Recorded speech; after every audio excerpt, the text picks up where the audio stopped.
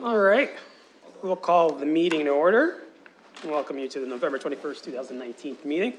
Yeah, I know Jeff Lang is absent today, and I know we have some members of the board who have some time commitments, so we'll work around it. But with the agenda, I'm sure we'll get through it today. So look for any disclosures of pecuniary interest. Not seeing any. Any new business to be added? Not seeing any. And look for someone to remove the motion for receiving the October 24th, 2019 meeting minutes. Moved by the mayor, seconded by Susan. Any discussion? All those in favor? Carries. Great. Survey results. I'll turn over to Deputy Betts. Thank you, Mr. Chair, and I'll take a few minutes on this one here, if I may. It's a good news story that I think it's worth sharing. So these are your Leger survey results, and I'm pleased to bring this report to the board and provide you with a bit of context on how this survey came to be, the process, and of course the results that you have attached. Leger is an independent research firm commissioned by the London Police to gauge public sentiment regarding reputation of the London Police among the residents here in the city. Leger came to the attention of London Police in the 2008 CACP conference, and our commitment to the survey came to my attention shortly after I arrived here. Of course, the current business plan speaks to the goal of increasing satisfaction with the police service provided. In order to do that, we need to know where we're standing now. There are 3 additional surveys used by or available to the London Police Service, but each has their timelines and limitations. So first off, there is a survey that's conducted as part of the business planning process. It's not necessarily geared towards trust and confidence in policing, but it can be adapted. And it's at least a year away before it can be, before it's going to be reissued as part of that information gathering and environmental scan for the business planning process. The other survey that's available to us is the General Social Survey, and while that does ask questions related to trust and confidence in policing, it's typically administered on a 4 to 5 year cycle by StatCan, and it doesn't limit responses to local police agencies, but rather policing in general. And then the third is a relatively new set of questions developed by a doctor in Halifax, associated to Halifax Police and Public Safety Canada, and it's designed to provide police services with standardized questions that can be used and compared against other agencies across Canada. It falls under the Canadian Association of Chiefs of Police Research Committee and would typically be included in our business planning surveys.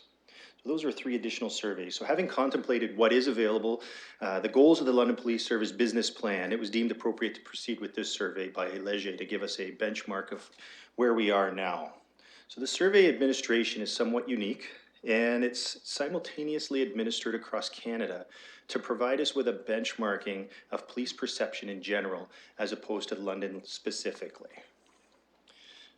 So Leger launched their survey for London Police on September 16th. It was a telephone survey, and it was designed to take place over a 2-week period. And it's a very specific methodology here, and it was intended to be a very tight survey period of time to reduce or minimize the likelihood of any positive or negative events in the community taking place that may impact on the results.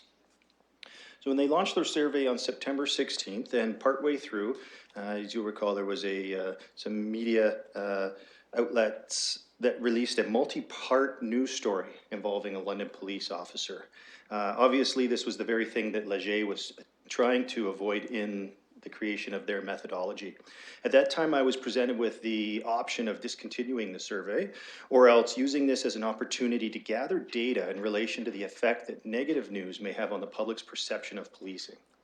Therefore, I asked that Leger continue with the survey and present the results both pre and post that media coverage. This unique opportunity gave us a glimpse into how Londoners feel about their police in both circumstances, and I'm pleased to report that they feel positively. As you'll see in the attached report for your review, the highlights are that 87% of those surveyed trust the London Police, compared to a national average conducted during that same period of time of 73%. 87% are satisfied with London Police, compared to a national average of 72%. 84% believe that the London Police are committed to meeting the expectations of the city, compared to a national average of 65%. 79% believe London Police is honest and transparent, with a national rate of 64%. 79% believe London Police are concerned about people like me, compared to the national average of 59%. And then 61% have a good opinion of the London Police compared to the national average of 55%. 9% had a bad opinion compared to a national rate of 13%. And 30% actually said they didn't know London Police well enough to have an opinion. So having said that, we had this unique opportunity, and while our reputation score did decline after the media story, it didn't decline by a significant amount, though there's no denying it was affected to a degree across all metrics measured. There are some weaknesses in the survey, of course, sample size, the fact that it reflects people being at home to take those telephone calls, reliance on technology, and people having landline telephones. So we acknowledge that there are some limitations to that, but it serves as a benchmark for us for further surveys, which is in keeping and in accordance with the goals of our business plan. It's also a cautionary tale about the need that we ensure we're providing services in a positive way, and we can never rely on our established reputation. The men and women of this service do a great job day in and day out. We're not perfect, we stumble.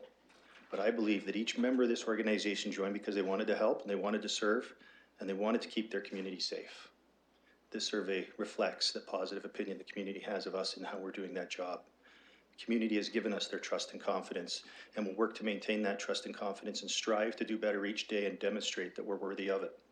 So having said that, it's my recommendation that the board receive this report for their information. Thank you, Deputy. Looks to the board. Javid?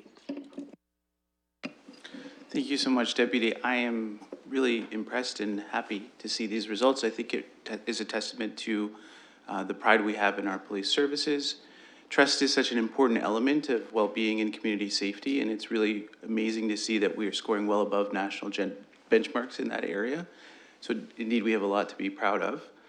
I was curious, however, in terms of whether it was possible to do a sub-analysis or use analytic techniques to hone in on particular respondents that might be marginalized or vulnerable, and check to see if there's significant variances in their response and trust for them.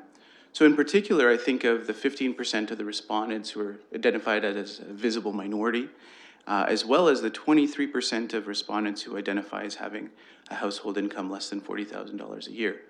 We know that we're asked a question whether or not people feel like people like them are represented, that what we define as people like us varies for some populations versus others. So I'm wondering if we could potentially dig deeper and if there's feasibility to do more engagement with those communities. Thank you, sir, and Chair, through you. I am very pleased to tell you that we do have the microdata related to that, and that is forming part of our analysis. These are the aggregate scores, and that that forms part of our plan as we move forward in the community and how we execute the rest of the goals in the business plan. So we're definitely on track to conduct that very in-depth analysis that you're asking about. Dr. Sakara stole my question. But I'm still going to do a little bit more of a follow-up. I'm wondering two things. One is, are we speaking to, is it Leger, about moving away from the landline model? Anything else we can do to mitigate some of the weaknesses we have? That's my first question. And the second question is, you know, and I hate to put you on the spot, but in terms of that microdata, if you do have it, is that something that can be presented to the board? Yeah, should we choose to engage Leger again, and this was a one-year contract with the option to extend for subsequent years, we would certainly look at improving or enhancing the methodology by which the survey is administered. It's more in keeping with the current technology. As far as the microdata, absolutely, that's something that we could share. It's and the results of that, and that will form part of a report from our first year review of the business plan. It's just we haven't had an opportunity yet to put that analysis around that. Looking for any other board members? Mayor? Thank you, through your chair, to the Deputy Chief. Generally positive, I would say, particularly in light of some of the issues that have come up. Any takeaways that are obvious from your standpoint in terms of things that would be either change behaviors or things that we might do differently, or in terms of our interactions amongst our police officers and with our public? I think the one thing that the survey highlights that jumps out at me is the number of people who aren't familiar or don't feel familiar enough with their police service. And engaging community is certainly a goal of this organization, and I think we can continue to enhance and work on our public presence and community engagement. So through you, Chair, that was something I actually noted too when you were providing your statistics from Leger. I'd be very interested to see what that plan how you develop that plan and what that looks like from the standpoint of community outreach, because there are so many impacts related to that, from community trust to community relationships, support of our police, and understanding of our community. All of that goes hand in hand. So I'll look forward as you put your thoughts together as the senior officers of our force, that I'll look forward to see what you come back with and ways that this board can support those efforts as well. Thank you, Chair. Look for any other speakers? Seeing none, I did have a question, and it's kind of topical in the sense with all those, I guess, CRA scam calls and all those other kind of calls that we're getting. So in the future, as we're moving forward, do we predict that we're going to continue this method of getting that feedback, considering that like now, when I get like 20 calls a day, if someone called me talking about Ledger and police, I'd probably hang up now too right away, assuming that it might be some sort of scam. So I'm just wondering how we continue to get that information. So. Thank you for that, Chair. I'm glad you mentioned that. It is part of our communication strategy prior to launching a survey like this. And in fact, we engage and we provide media awareness and just general social media awareness when we're going to engage in a survey like this, which is what we did in advance of this particular survey. We also do that for partnering surveys. So you will know if there's a legitimate survey asking for your information. The London Police Service does put out information related to that. So for example, if StatsCan is conducting a survey by telephone, the London Police Service will put out a media release advising that if you should, get a phone call, this is a legitimate phone call. For those that don't, maybe our messaging doesn't reach, that same information is provided to our communications operators, so that when somebody calls in to ask if it's a legitimate survey, they have the answers and the information available to confirm or deny that. So very topical, and when in doubt, please call, and we will be able to verify that. And just further to my point, so as far as I feel like there's maybe an opportunity, sometimes you get, if you're on Twitter and some of those social media outlets, you get those directed surveys that maybe ask you things, in particular Instagram, and I'm wondering if that's maybe what we might be exploring as the future goes, where we can ask people for feedback, and is that a possibility or something that, I'm not expecting an answer today, but maybe just throwing that out. If you have something to say, that's great, but if not, that's fine. Thank you, sir. It's something that we have considered, and one of the things that will be a challenge will be around identifying first off, the geographic location of the receiver of those messages. So if we're sending it out through a social media, where is that person located? Are they making comment? And this is one of the weaknesses, for example, in the general social survey that speaks to policing in general, and it doesn't tackle the police service that they want to actually get information about. So in this case, we were very, very specific. We wanted to know how Londoners felt about the London Police Service, not about policing in general. So it is certainly something that I know survey companies such as this, Stat Canada, they are all working on how they can address those issues, but it's certainly the way of the future. Great, so I'll just leave it. Go ahead, Susan. Sorry, just one very quick follow-up to the microdata question. I wonder if it'd be useful, Dr. Sakara might have some specific, but I know like a couple of the things that I'd be interested in looking at is broken down along the gender lines, along people who identify as racialized, and maybe socioeconomic. So just to provide a little context for what I was looking for those. And then if Dr. Sakara has any other outside of those three, perhaps he can add to that too. I'm seeing a nod of support from Javid, so I guess that's all. So I'll look for the board and see if there's any further questions or comments. Seeing none, look for a mover. Moved by Javid, seconded by the mayor. All those in favor? Carries. Great. Thank you very much, Deputy. So we'll go over to our divisional presentation and we'll turn it over to Deputy McIntyre. Thank you. We're excited for this opportunity really to teach. And I think we see in the media and different venues just really some confusion, maybe perhaps, if that's a good word, about our complaint system and the related discipline that sometimes follows that. And so we're grateful for this opportunity to be able to present and really kind of outline what does that process look like. So I'd like to introduce Inspector Kelly O'Callaghan. She works in our professional standards branch. That branch oversees and handles all public complaints, internal investigations, in addition to any parallel investigation which stems from SIU. And so the purpose of our presentation here, the takeaways are really just, again, to teach. How do you complain? What does that process look like? What can you even complain about? Should you want to file a complaint? And I think one of the things you'll listen to here as the presentation unfolds is really kind of the constraint, if you will, or the rules, the legislative requirements we have in effort to follow that process that's clearly statutorily outlined for us to follow. So without further ado, I'll turn you over to Inspector Kelly O'Callaghan. Thank you, and thanks for this opportunity. You'll see there's I'm not sure where you're looking at your computers in front of you, obviously, so I get the big picture, which is great.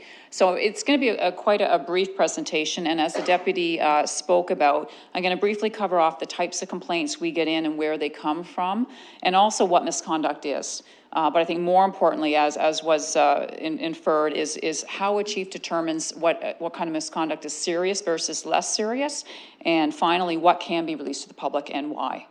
I think those are the two bigger areas.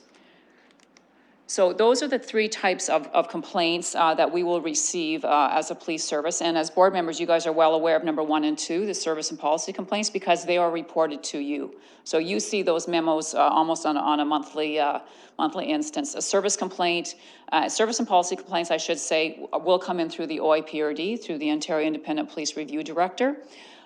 We'll receive those from them. A typical service complaint may be a response time. A citizen is unhappy because it takes us too long to get to them. That's a service complaint. A policy complaint generally will focus on a citizen who's upset with one of our procedures. And that could be the fact that we don't attend non-injury accidents. That would be another example of a policy or a policy complaint. So those are the two, but really what we're focusing on today is the third, number 3, and that is misconduct by a sworn police officer, meaning actions of that officer that are being alleged to have been wrong, basically. And these generally can come in through the chief, through OIPRD, or through a local complaint, and we'll discuss that more in depth. I should point out also for number 3, misconduct by the sworn police officer, those can be either on or off duty. They encompass both. So where do the complaints come from? One of our largest, the largest places that we do receive complaints through is again through the OIPRD, and that's our public complaint system. And the main office out of Toronto, and basically all citizens are able to make complaints, public complaints through OIPRD. When OIPRD receives a complaint, whether it's through written or online, they're basically going to look at it and they're either going to screen it in or they're going to screen it out. So the last point at the bottom is if they can decide not to deal with it, so they screen it out for various reasons, and I won't go into those, but they're written there. If they screen it in, there's 3 options that OIPRD have. They can either retain it themselves for investigation, or they can give it to another service, not the service that where the officer is, or they can give it to the service of the officer. So number 3 is where vast majority go.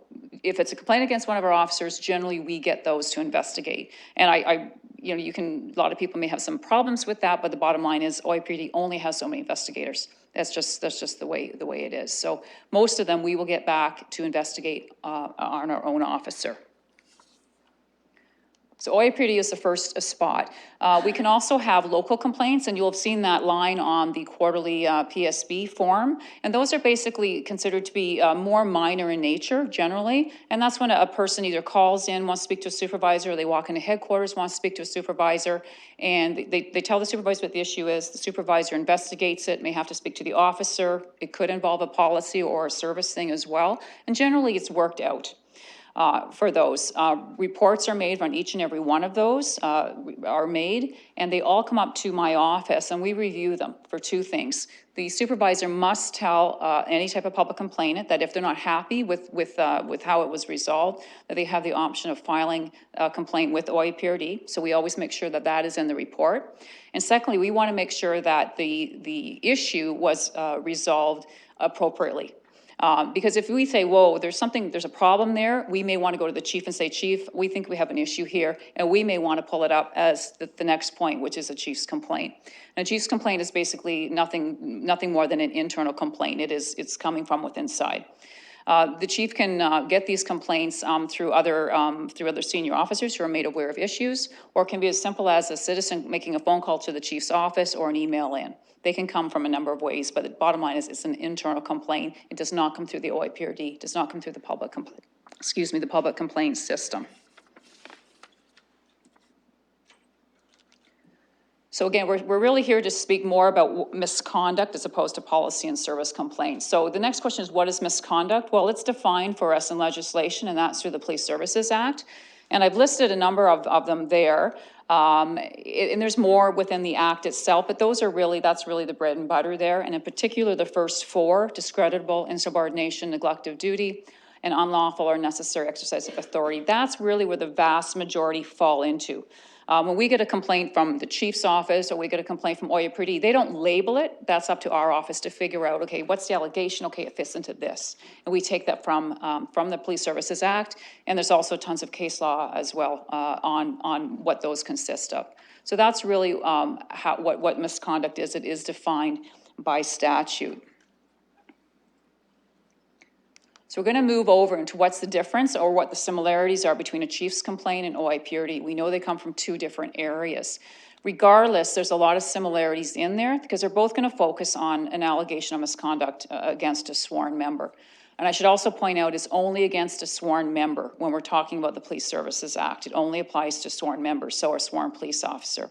So if a citizen has a complaint against one of our civilian members or against one of our special constables, who could also be a cadet or one of our court security officers, we'll still look at that complaint, but it does not fall under the Police Services Act. So it's just outside of that act. We'll still deal with it, but it's separate from this.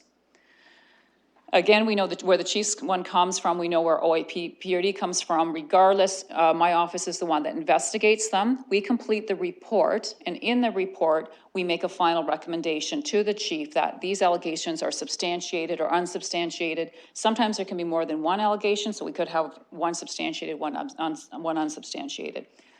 The report then goes to the chief for final adjudication. So the chief they review it, and he or she has the final say on whether or not the misconduct is substantiated or not substantiated.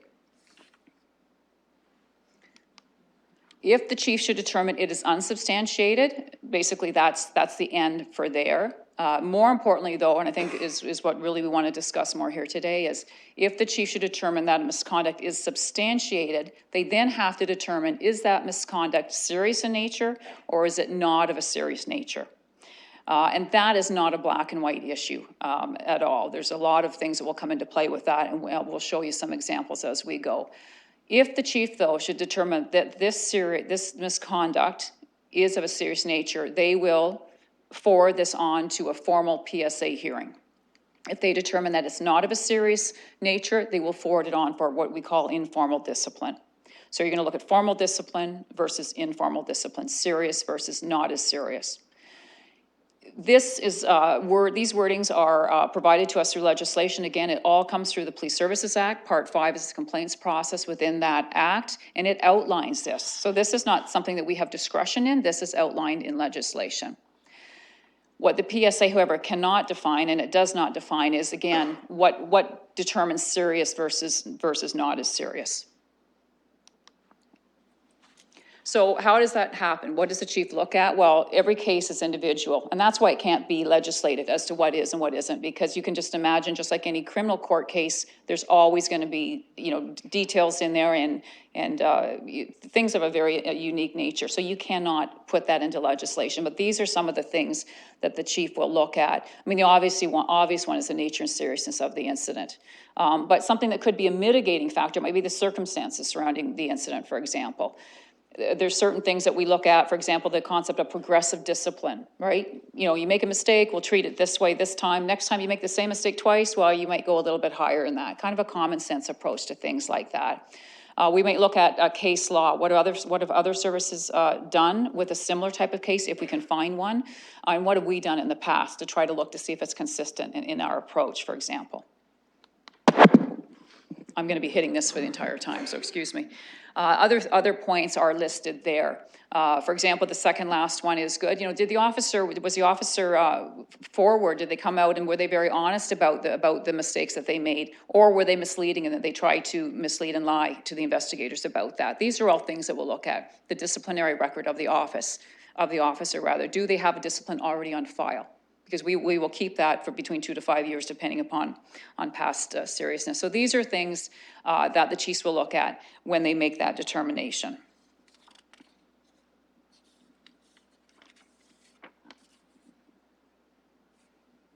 So again, just to kind of to go back on that those are factors that will be considered. And I should say, my apologies.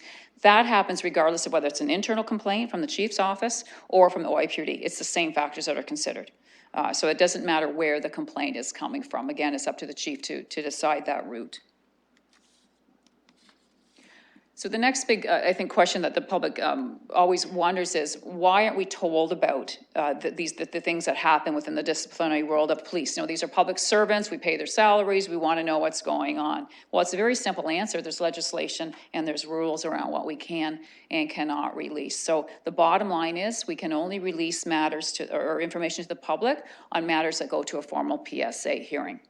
So anything that results in informal discipline, so you've got substantiated conduct, it's informal discipline, or if they're unsubstantiated, we cannot release that to the public.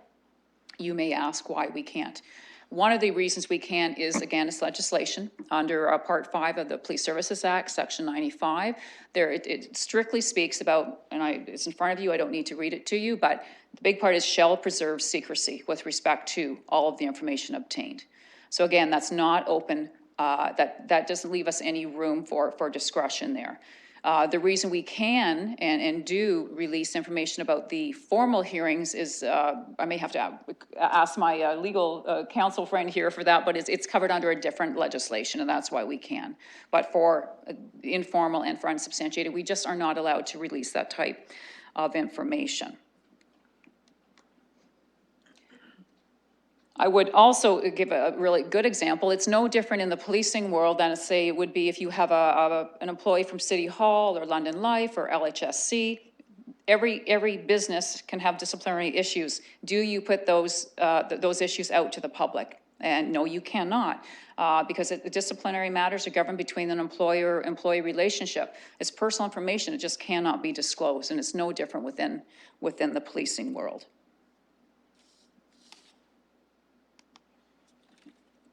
And again, I've already touched on this, but it does not matter if it's an OIPRD complaint versus a versus a chief's complaint, substantiated formal discipline, if it will be released to the public in that matter.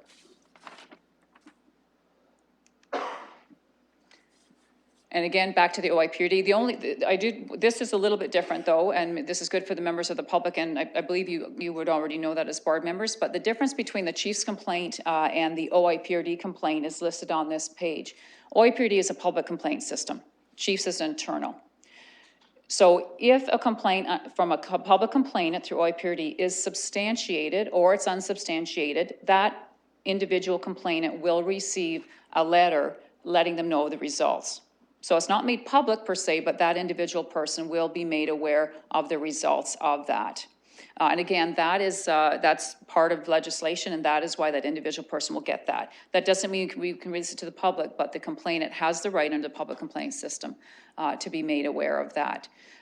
If the public complainant doesn't like the results of the chief's investigation or of the chief's or of how the chief makes the final decision, they have 30 days to request a review from OIPRD. So there is an appeal process in there under the public complaints system. And again, same as the chiefs with the OIPRD, substantiated formal disciplines will go to go through that, and they will be open in the PSA hearing. And I promised you it would be very short and simple. Thank you very much, Inspector. I'll look to the board, or, sorry, Deputy, did you want to touch on it? Go ahead. Thank you, Chair, through you. I just wanted to say thanks very much to Inspector Kelly O'Callaghan for just providing us a framework to understand. I think oftentimes you'll hear a discrepancy or will feel that kind of, I think, organizationally, and it really, that falls back to us because we failed to teach, we failed to educate, and I think when we leave a gap and that it's not clear on the process and how that actually rolls out, we create kind of, a gap. And then we just leave you to your own perceptions on what goes on. And so what the takeaway is just truly that we're kind of bound by the rule book, and that is the Police Services Act. We follow that to the letter in effort to be compliant. But then on the other side of that, our organization is full of fantastic humans. And we're not perfect, and we do make mistakes. And so how do then we nurture that employee-employer relationship and still course correct when we need to, and then drive excellence in our members? How do you develop your team of people to do amazing things, and still encourage them to come back every day? So how do we course correct? How do we apply discipline when work performance is unsatisfactory, but encourage and drive and motivate them to be better? And so definitely it is about progressive discipline. It is staged, and not in any other employment relationship through the corporations that Inspector Kelly O'Callaghan even mentioned. That doesn't immediately become public, but when it's serious, we take it serious, and it does go right to a public forum, and you'll see those move in public PSA hearings. So I just wanted that to be the takeaway. I wanted, thank you so much again for the opportunity to the board to be able to explain that, and for Kelly, for you to be able to outline the specificity with such great accuracy. So thanks for that. So don't go anywhere, just in case there's some board members. Usually there's questions, so I'll look to the board, see if there's any questions. Susan?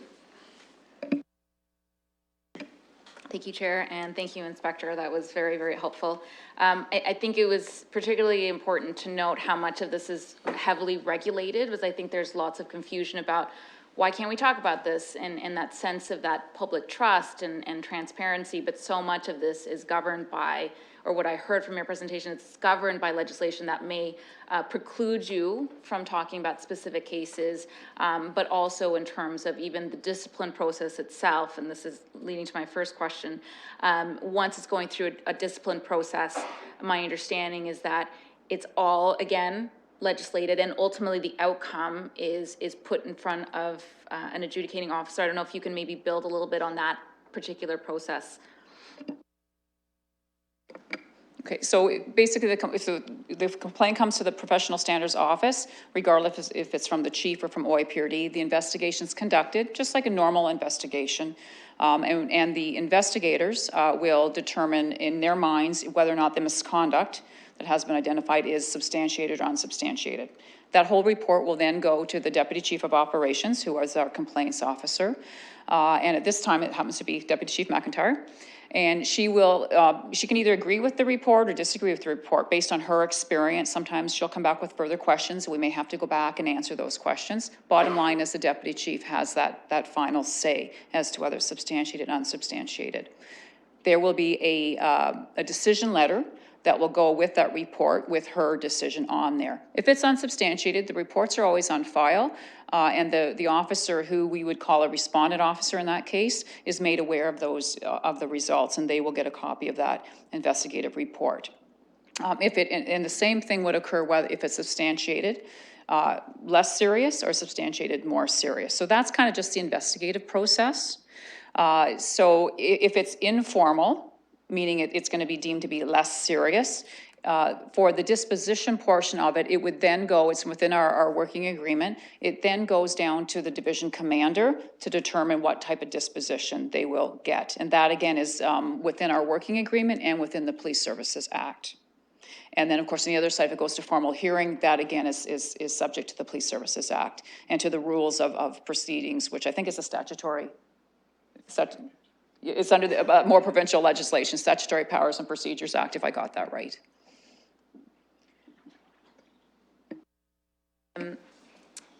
Just a couple more questions. That was very helpful as well. In terms of, when I know you went through that the legislation talks about serious, but doesn't actually define those terms. And so from the perspective of an officer whom would want, I would assume, and even from the public, that clarity around that. So is there internally, do you have like a set of, I know you listed like case by case, looking at how others have dealt with it, but I'm just wondering if officers themselves are aware of this conduct is likely to be deemed serious, this one is not. How do you make sure that there's consistency and clarity to everybody? So there's no checklist, there's no list available, but we do keep all past reports. So if we're aware of similar cases, we can go back and see how those were handled to look for consistency. We also keep disciplinary records. If it's an informal matter, if it's been substantiated, that record's on there for 2 years. If it's a formal, that's on record for 5 years. So we can always go back and pull other reports to compare and try to be consistent that way. Having said that, sometimes things change over time, and what may have happened 5 years ago may not be appropriate now either. So that the chiefs will take that into consideration as well. Sorry to predominate, just one more question.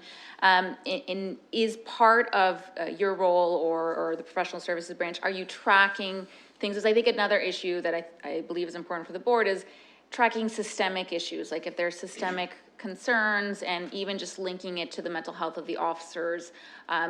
Is there mechanisms in place to try to track that information when it's not just individual, but you're seeing a bigger picture concern?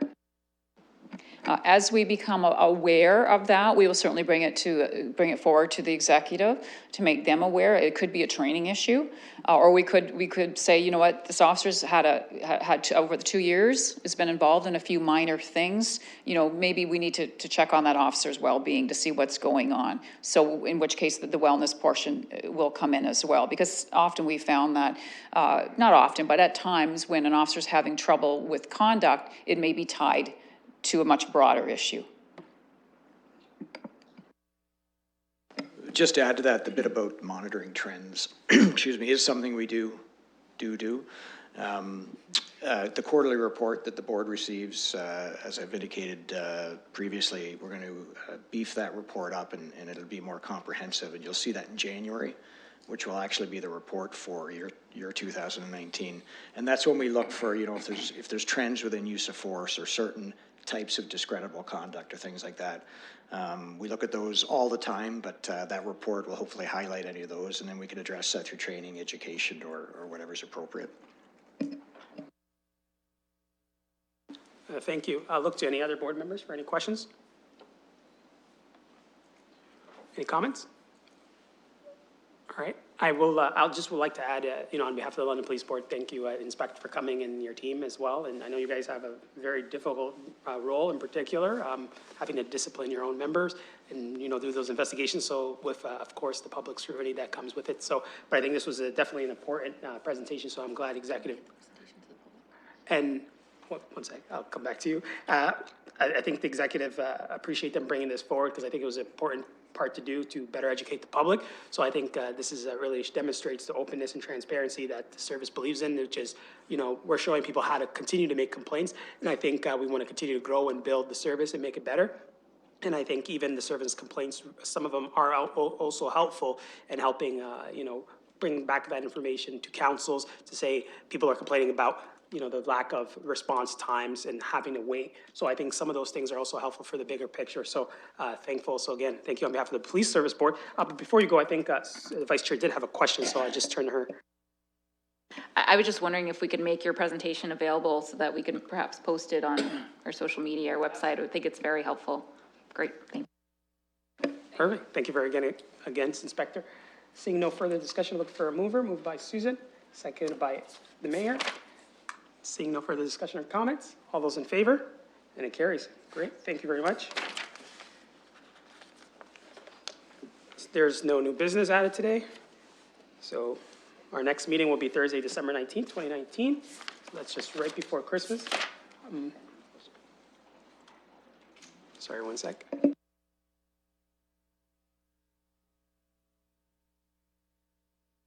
All right, so we'll look for a motion to adjourn. Hold on, sorry, 1 sec. Look for a motion to adjourn. Moved by Javid, seconded by the mayor. All those in favor? Carries. Thank you. And as always, just turn to the public for open mic, seeing if there's anyone from the public wishing to speak to the board in regards to our role and capacity as board members in governance. So I see a member of the public coming up to the microphone. Hello and welcome. Hi there, my name is David Ross. This is the second time I have attended a police services board meeting for help. Now, I'm dyslexic. I read and write at a grade 2-3 level. What do you do when you can't read and write properly and you keep calling your chief of police direct line and his machine says, I will return your call, but the man never calls you back? Someone wants help. How do they get it when they can't read and write? I don't understand what I'm supposed to do in my community. I asked for a fraud investigation to be done. I can't blame Mr. Williams. This was back when Mr. Parr was the chief of police. I filled out online, to the best of my abilities, the fraud information. I was told by the London Police's fraud department, everything you say is unfounded. How do I get help? I'd like to ask this board today. I'm tired of asking for help and not being able to get it from the police. I've been assaulted back in June by an officer. My cell phone was broken. I've left messages on Mr. Williams' phone. No return phone calls. There's got to be respect in this city. There's not. What can we do, board? Anyone in the board, can they please address me with an answer to get help? So sorry, just for clarification, this opportunity is for you to just to speak to us in your capacity and Well, just. this is my capacity, sir. I'm asking because I don't know what to do anymore. You know, and again, if you like, you can continue to email me and the police service board, and we can respond to you. I am not able to read and write properly, sir. If you want to give me your phone number, I would gladly call you anytime. Or Mr. Williams has my phone number. I left it on his machine the other day. He can gladly give it to you and you can return my call for me since he won't. All right, so what I'll do is I will reach out and we'll connect, and if you want to talk about some of the options you have as a member of the public. I appreciate that, sir. All right, Thank you. thank you very much for your Have participation. a good day. You too. Any other members of the public wishing to speak? Not seeing any. Oh, go ahead. Welcome, Rick. Good afternoon. Thank you for the opportunity. I just wanted to provide a little bit more context in terms of some of the information that we heard today in relation to discipline. Even though one of the mechanisms of discipline is called informal, and even though that relates to matters that are labeled less serious, I think it's important to understand that the range of penalty that's available to the chief for matters that are deemed less serious is up to and including 160 hours of time forfeited. At the rate of a first-class constable, that's about $11,600 by my math. So if you think in terms of a monetary penalty or a fine, a member could be fined the equivalent of $11,600 for an incident that is deemed less serious. So I think that's a fairly significant number and a fairly significant penalty that has to be recognized. And in terms of the numbers that come out, I know recently it was addressed in relation to a year-over-year increase in the number of complaints that have gone to OIPRD. I think by and large, statistically, year-over-year numbers are not aren't given a lot of kind of significance. Nonetheless, I think we still have to take a look in the broader context. The OIPRD, since inception, has been handling about in the area of 5,000 complaints per year in relation to misconduct. By and large, half of those complaints are screened out from the onset. So when you're talking about aggregate numbers across the province and London specifically, in terms of across the province, those numbers are very, very minimal. By and large, the greatest area of complaint that Inspector Callahan laid out there for you would fit under the purview of discreditable conduct. And that typically is for matters which are labeled incivility. So in that type of misconduct, we're talking about an officer that didn't return a phone call, didn't return an email, or perhaps did not use the appropriate language somebody felt or was impolite to them. And this is the context which we have to examine these numbers and this data based on what we do on a day-to-day basis, who we interact with. We are not a service industry working in the fast food department. We are not a Tim Hortons. We are dealing with people at their worst, and these are the numbers that come back to us based on these numbers. And even in looking at the 2019 figures, I did a quick look at that. And even with what's called the increase, the rate of informal discipline based on complaints equates to approximately 0.0045%. So in relation to public complaints, 0.0045% of those result in informal discipline. And it's sort of interesting that figure gets put out every year annually, and kind of concurrently, another information about data comes from the media in relation to how prevalent are medical instruments being left inside of patients after operations. That number is actually double. So you're more inclined to have a surgical instrument left inside of you after an operation than to have a substantiated complaint against a police officer based on their interactions. And I think that's kind of what the message I want to get towards back to you is the significance of those numbers. And I also appreciate Vice Chair Toth's question in relation to, are these incidents in relation to some other form of stressor? And I would suggest absolutely yes. That is an indication of potential problems in relation to a member. And in many instances, there are correlations between perhaps an undiagnosed mental health struggle of a member and them having some interaction with the professional standards branch. And in terms of disclosure at a formal hearing, sometimes it is missed as well that there could be mitigating factors that have played a role in the officer's behavior. And sometimes that only comes out in the media as quote unquote a mitigating factor. Because the other option is for that officer then to very publicly, because as suggested, the hearings are public matters, the officer then has to very publicly disclose all of their health issues. Because if they are relying on them as evidence in a hearing, then that is publicly disclosable information. So not only is the officer dealing with what they're dealing with in terms of discipline, but they're also now exposing those potentially, if that's an underlying cause, a mental health challenge in a very public way. So when some of that information may not be as fulsome as the public or the media thinks at that stage, there may be a reason behind that, and a very good explanation could be that the officer does not want all of that personal mental health information displayed for anybody to Google and see at any time they choose. I thank you very much for your time as always. Subject to any questions, thank you very much. Thank you very much, Mr. Robson. So seeing no other members of the public, I will say have a good afternoon. Take care, bye.